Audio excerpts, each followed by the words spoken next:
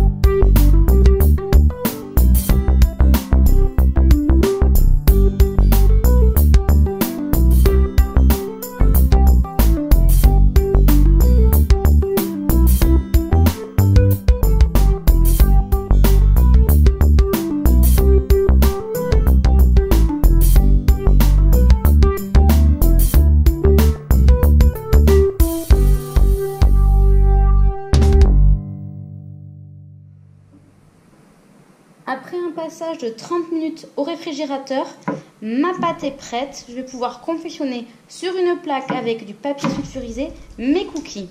Je viens d'envoyer mon four à 180 degrés à préchauffer.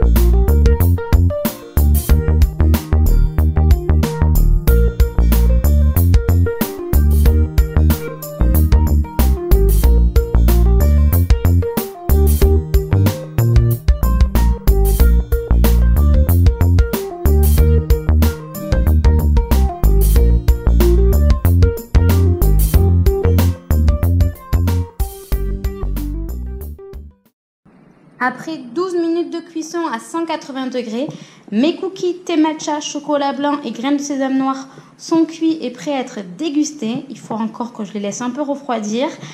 Niveau cuisson, vous voyez, il faut qu'ils soient dorés à l'extérieur. Et bien sûr, comme la plupart des cookies, tous les cookies moelleux à l'intérieur. On voit bien les graines de sésame noir. Le derrière, regardez, comme ceci.